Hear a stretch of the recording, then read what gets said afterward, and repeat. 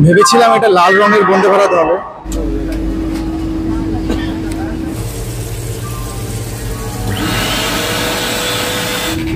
সানগারটা খুব সুন্দর। রেলওয়ে বন্দে ভারতের প্যাসেঞ্জারদের বাদাম খাওয়াচ্ছে, তাও আবার আলমন্ড। স্পিডটা কিন্তু দারুণ। 2 মিনিট। তাদের কিন্তু সব কিছুই একই থাকবে, শুধু এই চিকেনের বদলে এখানে পনিরের তরকারিটা হয়ে যাবে। আজকের একটা নতুন ভিডিওতে আমার সকল দর্শকদের জানাই সুস্বাগতম।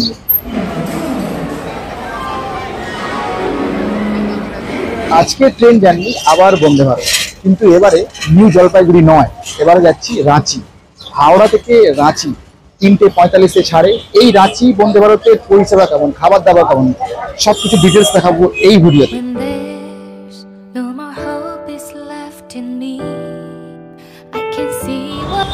হাওড়ার মেট্রো যাওয়ার রাস্তার সামনে দাঁড়িয়ে আছি। এটা সোজা মেট্রো যাচ্ছে, আন্ডার ওয়াটার মেট্রো যেতে গেলে এই রাস্তাটা।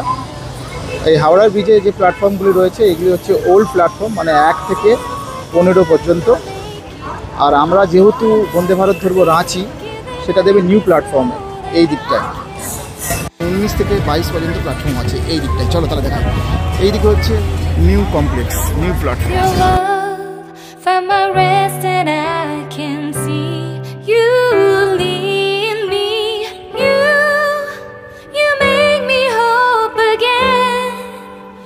এসেছি নিউ প্ল্যাটফর্মে। এখানে কিন্তু পিৎজা হাট, KFC এই সমস্ত কিন্তু রেস্টুরেন্টগুলো রয়েছে। যারা লাঞ্চ ডিনার করতে চাও কিন্তু এখানে করতে পারবে। হাওড়া থেকে রাঁচির এই বন্দে ভারত এক্সপ্রেসটি ছাড়ার টাইম হলো 3:45 বিকেলবেলা। প্রথম স্টপেজ হলো খড়গপুর, তারপরেই টাটানগর। ম্যাক্সিমাম প্যাসেঞ্জার যারা টাটানগর যেতে চায় তারা কিন্তু এই বন্দে ভারতের উপরেই ভরসা করে। এছাড়া পুরুলিয়াও কিন্তু এই ট্রেনটি যায়। 23 নম্বর প্ল্যাটফর্মে বন্দে ভারত এক্সপ্রেস দিয়ে দিয়েছে। এটি হলো হাওড়া স্টেশনের নিউ কমপ্লেক্স। তাহলে চলো, আমাদের প্রথম কাজ হচ্ছে নিজের সিটটি খুঁজে নেওয়া। C5 coach.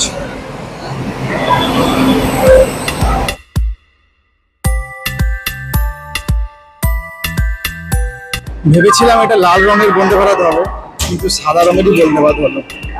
As it is like New Jalpaiguri Vande Bharat.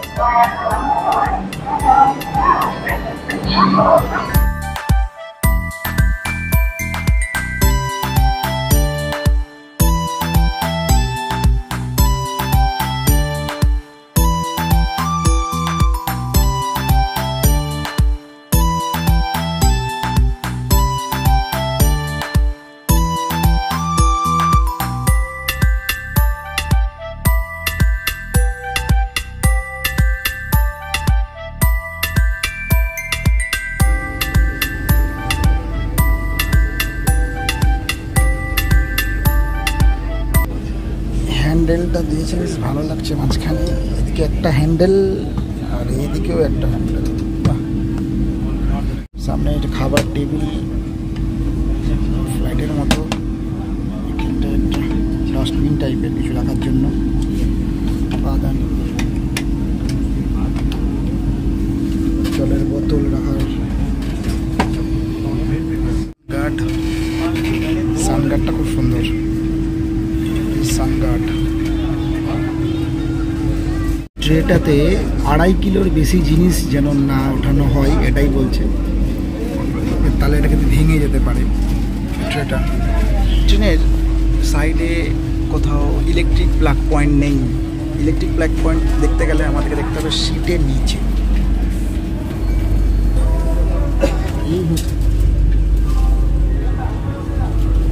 উঠতে বাজে 3:45।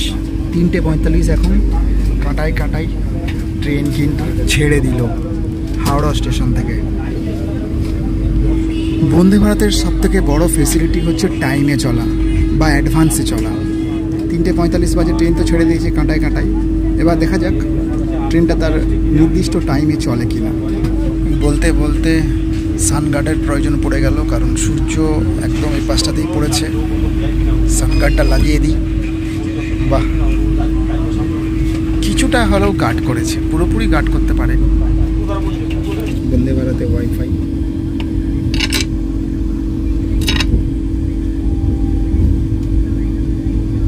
কানেক্ট হচ্ছে, কানেক্টেড।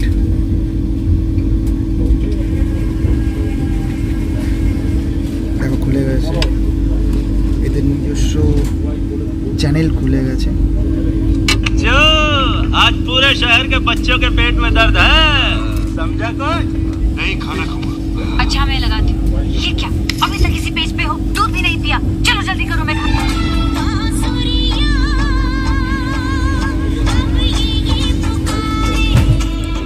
ठंडा नहीं होगा भैया, गर्मी है। अच्छा,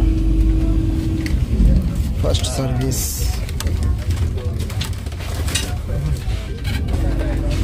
Next station is Kharagpur Junction. চলে এসেছে আমার ইভিনিং নাস্তা। ইভিনিং এখনো হয়নি, ঘড়ির কাঁটাতে 4:10। কি কি আছে দেখাই।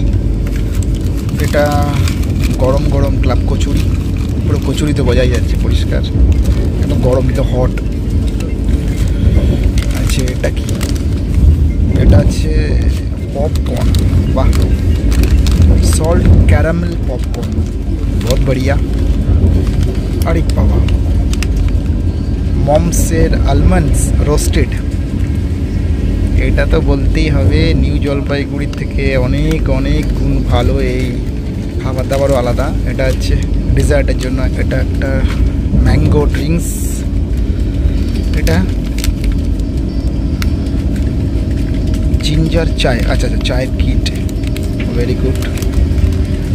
আর এর ভিতরে একটা আছে টমেটো ক্যাচআপ, বাহ, হ্যান্ড স্যানিটাইজার, ভেরি গুড।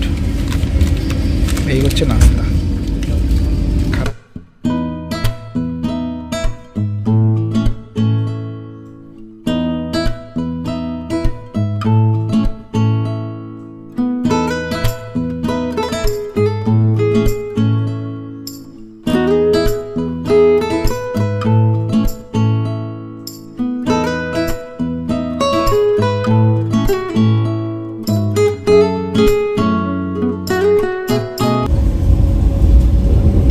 চাটা এবার বানিয়ে ফেলি। জিঞ্জার চায়, চায়ের প্যাক রেডি করা রয়েছে, পুড়িয়ে নিই।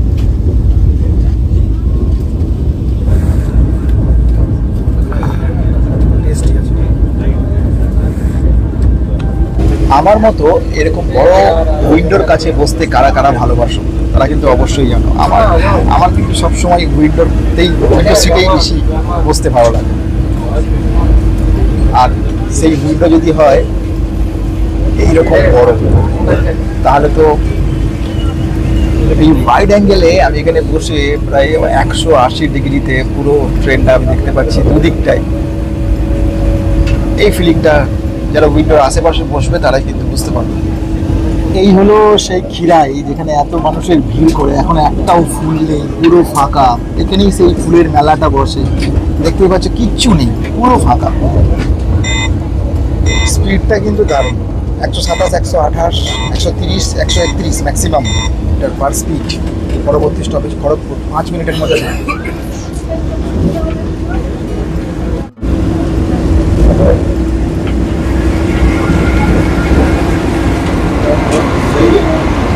এগুলো হচ্ছে খাবার গরম রাখার হিটার, হটকেস 1, 2, 3।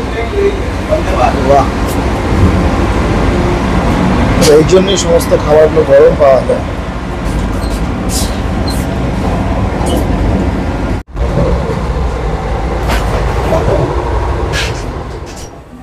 এবার চলে এসেছি বন্দে ভারতের অত্যাধুনিক বাথরুমে। এখানেই রয়েছে একটি কোমোড, এর লকিং সিস্টেমটাও খুব সুন্দর, চট করে খোলা যাবে না। সামনে এই বেসিনটা কিন্তু পুরো পাথরের, আর যে ট্যাপটি রয়েছে এটা অটোমেটিক ট্যাপ, মানে কেউ যদি ট্যাপ বন্ধ করতে ভুলে যায় সেক্ষেত্রে ট্যাপ অটোমেটিক বন্ধ হয়ে যাবে।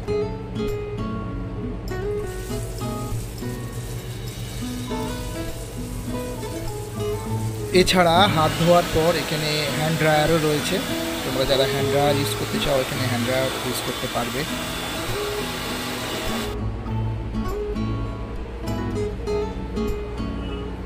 এই বাথরুমের যে কোমোডে যে ফ্লাশিং সিস্টেমটি আছে এটি একটি ভ্যাকুয়াম টয়লেট, মানে ভেতর থেকে পুরো ভ্যাকুয়াম করে পুরো জলটাকে টেনে নেবে নিচে, তাই কখনো টয়লেট নোংরা হওয়ার চান্স থাকে না।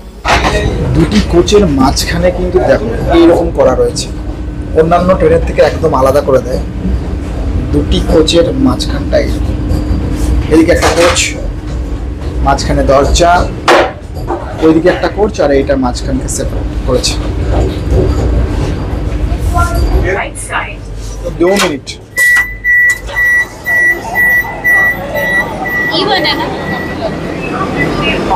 খড়গপুর স্টেশনে রয়েছে, 5:20 বাজে, প্রথম স্টপেজ খড়গপুর। 2 মিনিটের জন্য এখানে থামে, তো যারা নামবে এখানে তারা কিন্তু খেয়াল রাখবে, কিন্তু গেট কিন্তু ঝপ করে বন্ধ হয়ে যাবে। আমি তো এক্ষুনি ঢুকে পড়বো ভিতরে।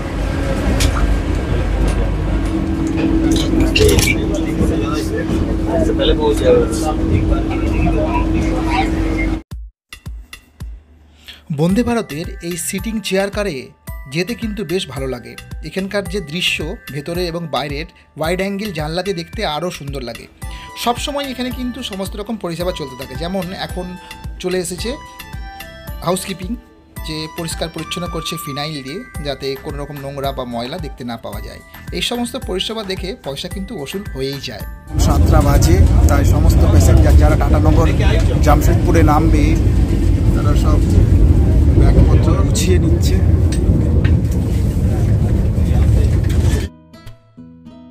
ঘড়ির কাঁটায় এখন বাজে সন্ধ্যে 7:05।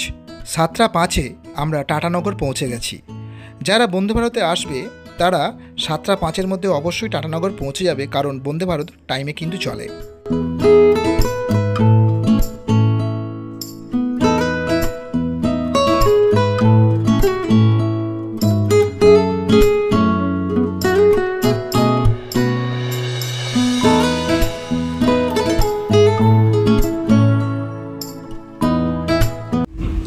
ওয়াও, এসে গেছে আমার রাতের ডিনার।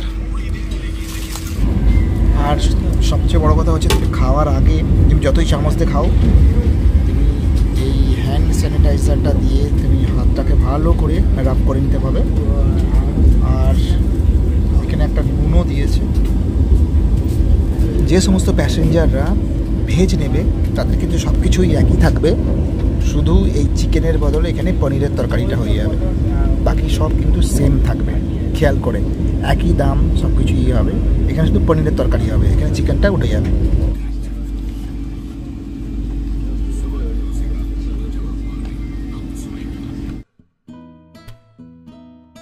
হাওড়া থেকে রাঁচির বন্দে ভারত এক্সপ্রেসের অভিজ্ঞতা কিন্তু খুব একটা খারাপ ছিল না। এর আগেও আমি বন্দে ভারত চড়েছি, হাওড়া নিউ জলপাইগুড়ি, রাঁচি পাটনা, বাট এই যে রাঁচি যাওয়ার হাওড়া থেকে যে বন্দে ভারত, এর পরিষেবা সত্যিই খুব ভালো ছিল। এইটুকু বুঝেছি, আমাদের ভারতবর্ষের সমস্ত ট্রেনের মধ্যে একমাত্র বন্দে ভারত ট্রেনই টাইমে চলে কিংবা অ্যাডভান্স চলে, তাই এই ট্রেন কখনো লেট করবে না এই ভেবে কিন্তু আমরা অবশ্যই চড়তে পারি। অবশেষে আমরা রাঁচি পৌঁছে গেলাম। রাঁচিতে রাত্রি 10:50-এ আমাদেরকে নামিয়েছিল, তো কোনো অসুবিধা হয়েছিল না। আমার রাঁচিতে কাজ ছিল এবং রাঁচির পাশেই, স্টেশনের পাশেই আমার হোটেল নেওয়া ছিল, তাই আমি গিয়ে আরামসে হোটেলে ঢুকে গেছিলাম। তো বন্ধুরা, আজকের এই ভিডিওটি বন্দে ভারত সম্বন্ধে রাঁচির ভিডিও তোমাদের কেমন লাগলো? যদি ভিডিওটি ভালো লাগে তো অবশ্যই একটি লাইক করো, আর চ্যানেলে যদি নতুন হও সাবস্ক্রাইব করে পাশে থেকো।